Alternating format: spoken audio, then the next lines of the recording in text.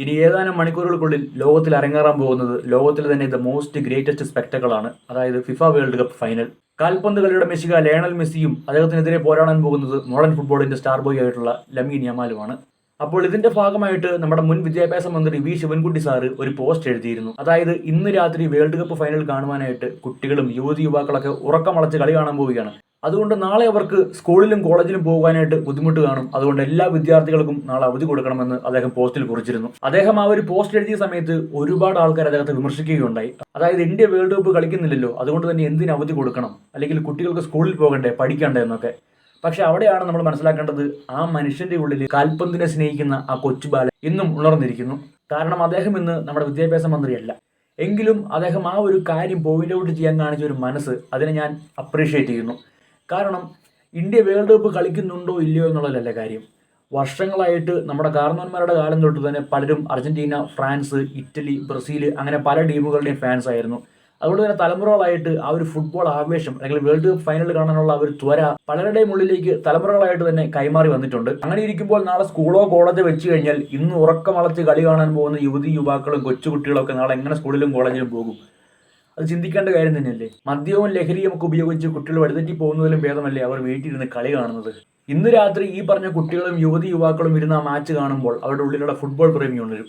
അവർക്കും ഇതുപോലെ ഫുട്ബോൾ കളിക്കണമെന്നും ഇതുപോലെ ഒരു വലിയ സ്റ്റേജിലൊക്കെ പെർഫോം ചെയ്യണമെന്നുള്ള ഒരു ആഗ്രഹം ഉണ്ടാവുകയും അവർ ലഹരിയും മറ്റു പദാർത്ഥങ്ങളിൽ നിന്നും മാറി കാൽപന്ത് കളിയെ സ്നേഹിക്കുവാനായിട്ട് ആരംഭിക്കും. ഇത്രയും പോസിറ്റീവായിട്ടുള്ള ഒരു പോസ്റ്റിനെ പറ്റിയാണ് പല ആൾക്കാരും അദ്ദേഹത്തെ വിമർശിച്ചുകൊണ്ട് റിപ്ലൈ കൊടുത്തത്.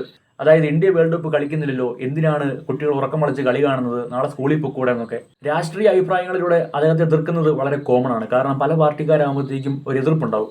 അദ്ദേഹം ചൂണ്ടിക്കാണിച്ചത് നമ്മുടെ യുവതി യുവാക്കളുടെ മെന്റൽ ഹെൽത്തിനെ പറ്റിയാണ്. അതായത് ഇന്ന് ഉറക്കമളച്ച് കളി കണ്ട് നാളെ സ്കൂളിൽ പോകുമ്പോൾ ഒന്നും പഠിക്കാൻ പറ്റത്തില്ല. അതുമാത്രമല്ല, the greatest spectacle in the world ആയിട്ടുള്ള വേൾഡ് കപ്പ് ഫൈനൽ കാണാതെ പോകുന്നതും അവർക്ക് ഒരുപാട് ഡിപ്രഷനും ഒരുപാട് പ്രശ്നങ്ങളും നൽകും. അതുകൊണ്ട് തന്നെ അദ്ദേഹം പറഞ്ഞതിനോട് ഞാൻ തീർച്ചയായിട്ടും യോജിക്കുന്നു. ഇതിനെതിരെ സംസാരിച്ച ആൾക്കാരോട് എനിക്ക് ഒന്നേ പറയാനുള്ളൂ, നിങ്ങളുടെ ഉള്ളിൽ ആ ഒരു സ്പോർട്സ്മാൻ സ്പിരിറ്റ് ഇല്ല. നിങ്ങൾക്ക് ഈ കളി കാണാനും താല്പര്യമില്ലെന്നുണ്ടെങ്കിൽ വായും പൂട്ടിയിരുന്നു കൂടെ.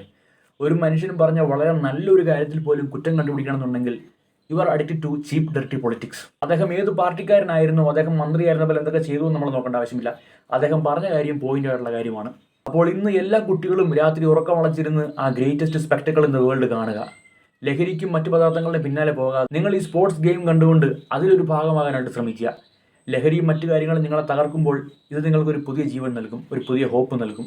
വി ശിവൻകുട്ടി സാറേ, you always had A vision. Okay, നിങ്ങളുടെ എഡ്യൂക്കേഷൻ ക്വാളിഫിക്കേഷൻ ആയിരിക്കാം ഒരുപക്ഷെ ആൾക്കാർ എടുത്ത് കാണിക്കുന്ന ഒരു നെഗറ്റീവ് പോയിന്റ്. പക്ഷേ you always had A vision. നിങ്ങൾ മുന്നോട്ട് വെച്ച ഒരുപാട് പദ്ധതികളൊക്കെ ഞാൻ അപ്രീഷിയേറ്റ് ചെയ്യുന്നു. പക്ഷേ നിങ്ങളുടെ എഡ്യൂക്കേഷൻ ക്വാളിഫിക്കേഷനും നിങ്ങളുടെ പാർട്ടിയായി ബന്ധപ്പെട്ടുള്ള പൊളിറ്റിക്കൽ ഗെയിംസും കാരണമായിരിക്കാം നിങ്ങളുടെ ആൾക്കാർ എതിർക്കുന്നത്. പക്ഷേ നിങ്ങൾ ഈ പറഞ്ഞ പോയിന്റ് ഐ അപ്രീഷിയേറ്റ് ഇറ്റ്. എത്ര വർഷം കഴിഞ്ഞാലും അദ്ദേഹം എഴുതിയ ആ പോസ്റ്റിന്റെ വില ഒരിക്കലും നഷ്ടപ്പെടാൻ പോകുന്നില്ല. ഇന്ന് അദ്ദേഹം പറഞ്ഞ കാര്യത്തെ ആരും കളിയാക്കുകയും വേണ്ട. കാരണം അദ്ദേഹം പറഞ്ഞത് വെറും ഒരു സ്റ്റേറ്റ്മെന്റ് മാത്രമല്ല, ഇനി വരാൻ പോകുന്ന തലമുറയ്ക്ക് വേണ്ടിയുള്ള ഒരു ഗുഡ് ഇനീഷ്യേറ്റീവ് കൂടിയാണ്. സ്പോർട്സ് കാണുക, സ്പോർട്സ് പ്ലെയറായി മാറുക. ലഹരിക്കും മദ്യത്തിനും പിന്നാലെ പോകാതെ നിങ്ങൾ കലയെയും കായിക മത്സരങ്ങളെയും സ്നേഹിക്കുക. ഇന്ന് നടക്കാൻ പോകുന്ന കലാശക്കൊട്ടിൽ ആര് ജയിക്കണമെന്നാണ് നിങ്ങളുടെ ആഗ്രഹമെന്ന് താഴെ കമന്റ് ചെയ്യാൻ മറക്കരുത്.